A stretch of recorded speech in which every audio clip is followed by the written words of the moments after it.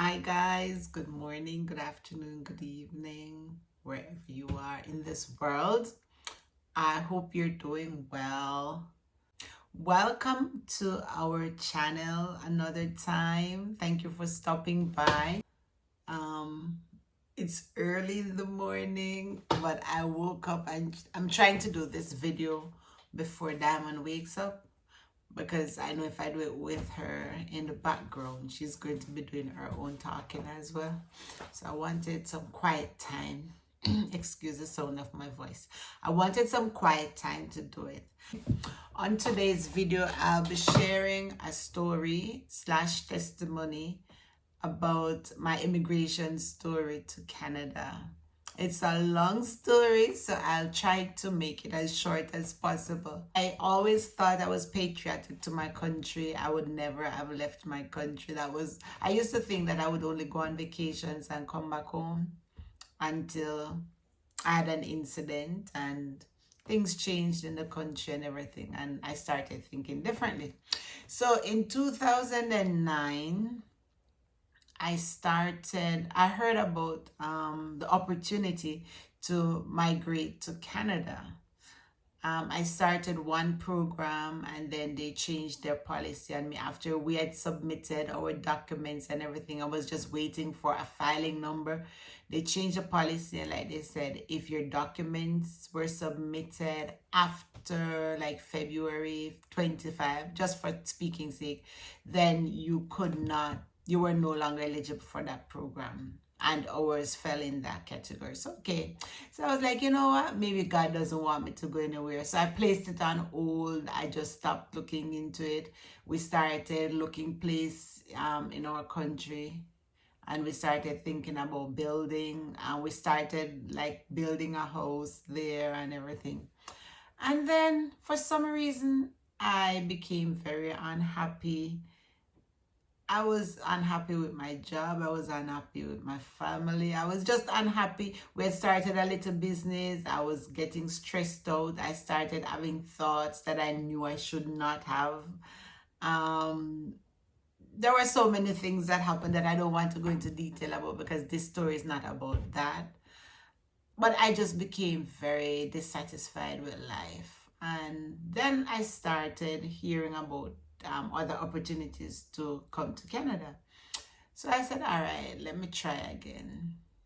I don't know if I really prayed about it that much. I just said, okay, I'm going to try again. So we started looking into it, and everywhere we turned, like every seminar we went to, of course, we realized that we needed to have a lot of money to do the program, because you needed school fee, you needed to show a certain amount of money. But the good thing about it is that, like, if you knew persons who had that money, they could show it for you. And I was blessed to have a friend who did the first one for me. So she showed her bank account for that one for me. And then after that one expired, I'll tell you the story how that one expired. Other relatives came on board and did that one, the second one for me. Of course, I went through a lot of embarrassment and shame and whatever, but I went because I decided that I really wanted to come. So yes, so the first application I did, when I spoke to the consultant, the immigration consultant, he told me not to put my family in it. And I was like, if I'm going without my family, I'm not going. I want my family. So I went on my own, did my own thing, applied with all of us. And of course, they turned it down because they said we didn't show enough money that we could survive in Canada. So they turned it down. All right, so we decided that I would try alone. I tried by myself, and they granted me the visa, the study permit. I came the end of 2014, the December, and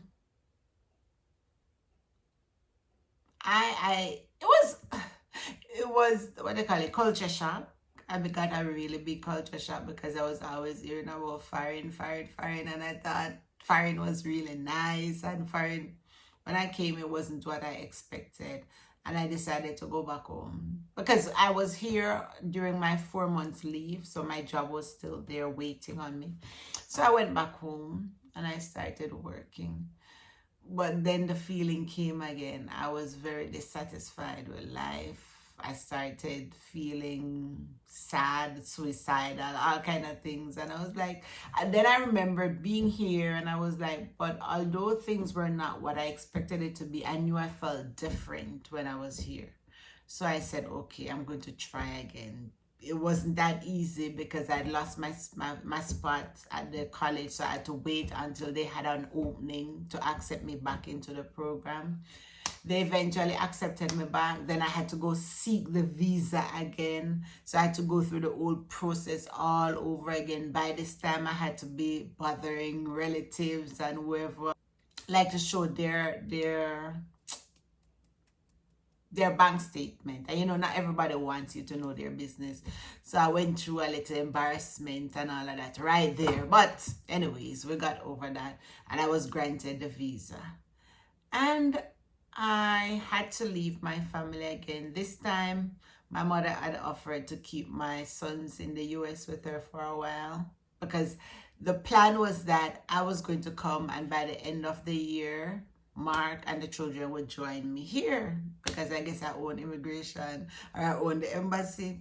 Anyways, I came and immediately as I came, struggle started, but I was looking forward to Mark coming. So I was like, things will get better. Anyways, I was here and they put in their application. Mark put in his application and they turned it down.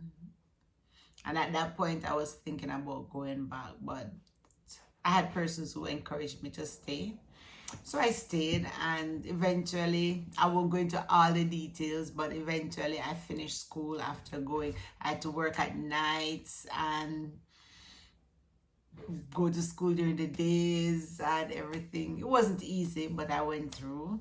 And then shortly after, I think it was when I had 1 month left, my grandmother passed away. That was sad. And then I went down for the funeral. I came back and I finished up the course and everything. But I had some school fee to pay. The good thing about it, they allowed me to finish even while I was owing them. I had some school fee to pay and I was having difficulty making that money fast enough because everything was about deadline. And again, God opened up a door and a friend of mine offered to lend it to me, and we paid it off. So I was okay now. Then it was time for me to get my family here. So Mark I didn't want him to leave the children. I didn't want to take the chance to put in the application for all 3 of them. So I applied for the children first. So they came up October 2017.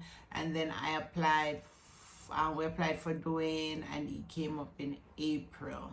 So everybody was here. So I could breathe now. But it was time now for us to get our PR. So that was proving difficult mainly because of my age. So it was a point system, or it is a point system where you get points for your age, your education, your experience, and whatever else. But because of my age, I was not getting much for my age, and the older I got, I was losing points instead of gaining points. While I was gaining points for my work experience here, I was losing points of my age. And of course, I had a deadline to work that I was working with as well. The points were just too high at that point. And I'm telling you, it was a difficult time. It was really a difficult time. But during that time, my faith was growing because I kept telling myself, you have to believe in something, you have to hold on to something.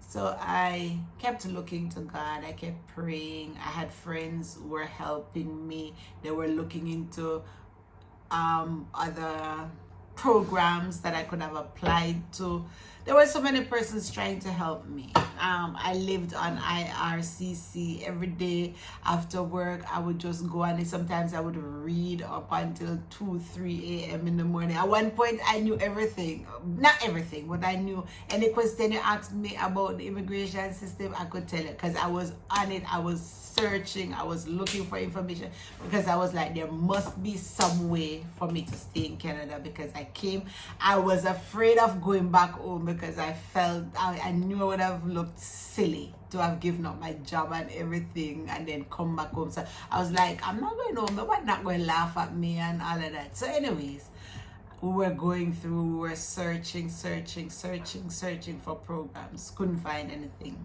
And like I tell you, the program I was eligible to apply under, I just wasn't making enough points, mainly because of my age. So anyways, we were there doing our research and everything. I found this program that I knew I was not eligible to, but I kept hearing something in my spirit saying, apply for it. Because once you apply for a particular program, you're in what is called implied status. So okay. I remember I woke up, there's this man I listen to, this preacher I listen to every morning. I listen to his devotions. And the morning I woke up about 4. He was not wearing his shirt and tie or anything. He was just wearing a polo t-shirt, which is unlike him. And he was like, I don't know, but God gave me a message to give someone this morning. And he says, go ahead. He will show you what to do. He will show you what to do. And I was like, God, you're amazing. And that was the answer for me. I knew the man was talking to me that morning. So anyways, I started getting documents together and one big pile of documents like this, and I had to beg people to write letter and whatever, and I applied under this program called Humanitarian and Compassionate Grounds. Knew that I wasn't eligible, but the Holy Spirit said apply, so I applied. I applied, so I put in that, but I'm still looking into the express entry. I'm still doing my research and everything. I was considering moving to another province, but everywhere I went, there was like one little thing that would not make me eligible to apply in this province or that province, or there was just little things. But like I said, I kept seeking God. All right, so 2019 came, and you know what happened at the end, the whole COVID thing. 2020 came. 2020 April was when our documents were going to expire. So we're here, COVID happening, our documents expire, but we could stay and continue working because I'd submitted that application. So we were in what was called implied status. All right, God working in our favor already, right? So we're here, COVID happening, and we're still working, we're still getting paid and everything. I was there waiting. Now I know that something has to happen, right? I was waiting, and for some reason, like I said, I kept connecting and growing in my faith. I was listening to testimonies from other people from Africa, wherever God came through for them, and I kept talking to God. I kept telling him, you're the same God I'm serving, blah blah blah blah blah, and I kept searching and I kept praying. December came, I was on the reserve, I couldn't travel home. The pastor, who is another teacher there, who pastors the church, he was leaving. And I heard the Holy Spirit tell me, don't allow church to be closed while you're there. I was like, I'm not a preacher, I'm not whatever. And I started finding all the excuses like I always do. And I was like, no, people won't come and all kind of things. And the Holy Spirit said, church should not be closed. You're going to be there. So I approached him and I said, while you're gone, can I do services on Sundays? And he was like, oh, that would be nice, done it, whatever. So he gave me the keys and we had access to the church, and I did services a few Sundays. Yeah. And while I was preparing for those services, the words that God gave me, those were the same words that kept me when I got into this situation. I'll tell you more about it. So the December came and I stayed back. I didn't travel home. January came, I was listening out. I was checking my email every day because I was like, okay, it's about time that they reply, read that application. And then I remember one day I was at work. I think it was February 7th or something like that. I was at work and I checked, no, the 1st of February. I was at work and I checked my email. It was about lunchtime. It was lunchtime and I opened my phone and the first thing I saw was IRCC.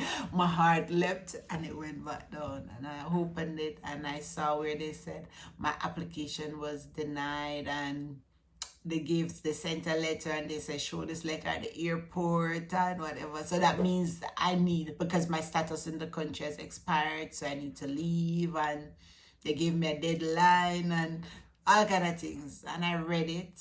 My heart was broken, but for some reason, like I said, okay, so let me go back a bit. So at my church, every January, we have fasting. So I started fasting with them, with my home church, and then after our fasting is finished, I normally pick up with this other African religious group that I follow, because they do 40 days, but they start a little down in January, so it goes all the way to the end of February. And I had started, so I was doing 2 fastings back to back, and I was fasting. And I remember when I got the result, I was like, devil, I ain't gonna cry. I said, Canada is not heaven. I said, even if I have to go back home, God is there. I was disappointed, and mainly for my children, like I always say, because I didn't know how to tell them. So I didn't even call home and tell them anything. So I informed them at my workplace that I was no longer legal to work. So I had to leave, but I needed to tidy up something. So I was there during the week. I think we went ice fishing because it was still winter. We went ice fishing. We did whatever. And then I was there, and a co-worker of mine who had gone through the immigration thing, and he was really helping me, to do the research. He sent me this news article, and it said that if you were an international student during a particular time to this time, you're eligible to extend your work permit for another 18 months. People, I'm telling you, when I saw it, it was unbelievable. I was like, Emmanuel, did you write this? He was like, come on, Daddy. But I knew I was just joking. I started a praise break. I couldn't control myself. I was worshiping God. I was like, God, who can tell me about you? Who can tell me that you are not real? I worshipped and I worshipped and I worshipped.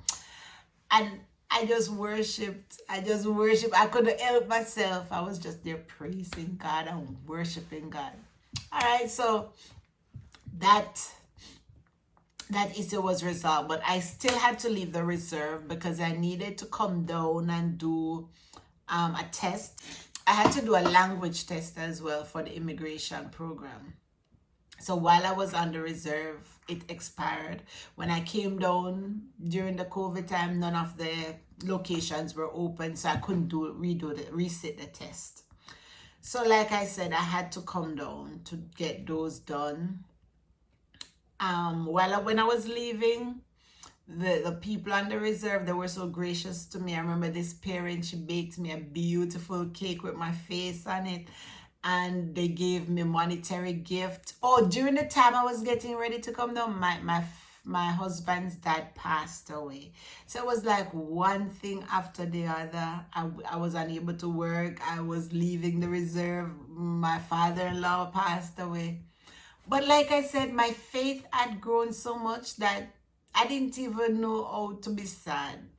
Honestly, it was as though I was numb to what was happening, because I was just looking to God. I was just like, God, I know who I'm serving. I know that you're going to come through. I know that you're going to be there. So anyways, long and short of the story, I left. I came home.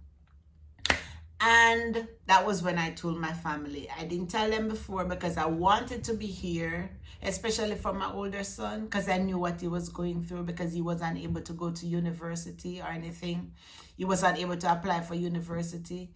And I knew how he felt about it. So I didn't want to tell them while I was away. So when I came home, I told them the whole story. But fortunately, while I was telling them the story, I could also share the testimony of God coming through for us.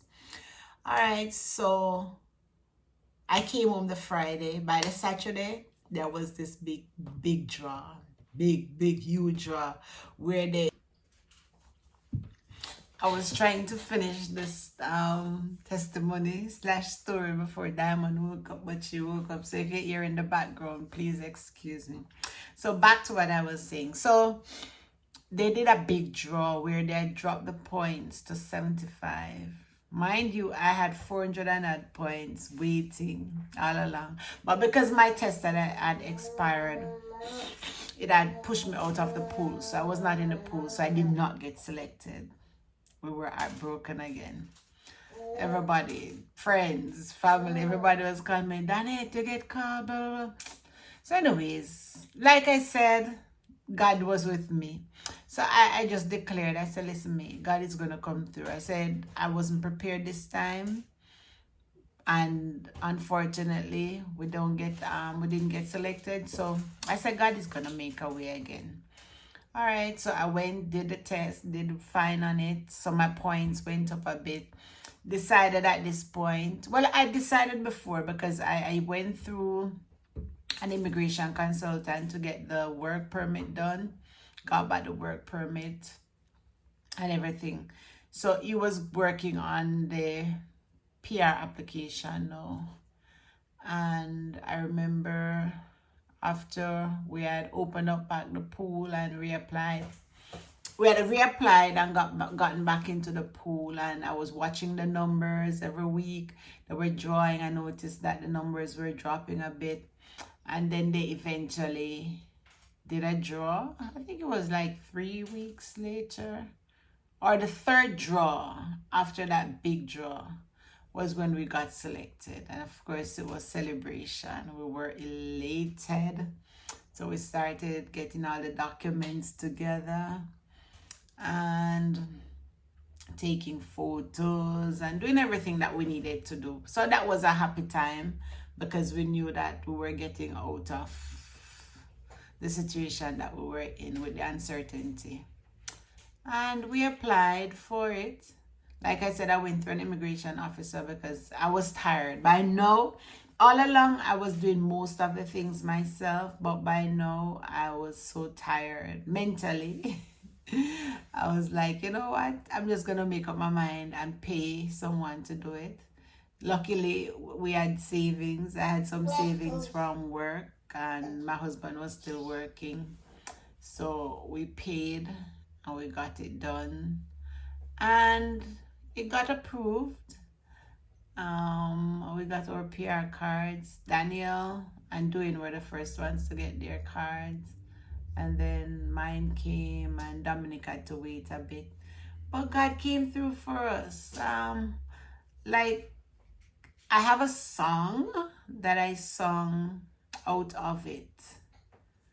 Because while I was waiting on God, I remember there were nights I would wake up after 2, 3. I would be reading the word. I'd be listening. I'd be searching. I would just search. I was just searching. And I remember one night I woke up and at the end of reading Psalm 27. Yeah, I remember one night I woke up and I was reading the Bible. Because I'm telling you, at that time, I was so connected to God. I need to get back to that place that I was at because it was a good place. And I remember when I read Psalm 27 and the last verse, it said, wait on the Lord, be of good courage, and he shall strengthen thine heart. Wait, I say, on the Lord. And at the end of that, I started worshiping. I just started singing. And I started singing this song. Teach me how to wait, Lord. Teach me how to wait. I want to wait on you, Lord. Teach me how to wait. Teach me how to wait, Lord. Teach me how to wait. I want to wait on you, Lord. Teach me how to wait.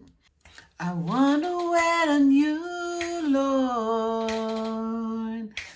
Holding to your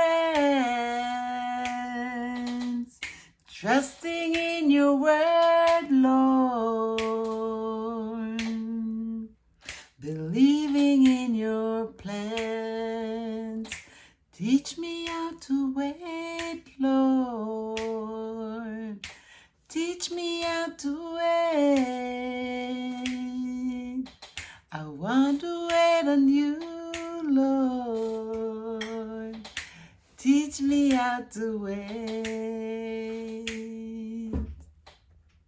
The doors may all seem shut. The ways seem so dark. There seems to be no answers. But Lord, I'm waiting for you. Teach me how to wait, Lord. Teach me how to wait.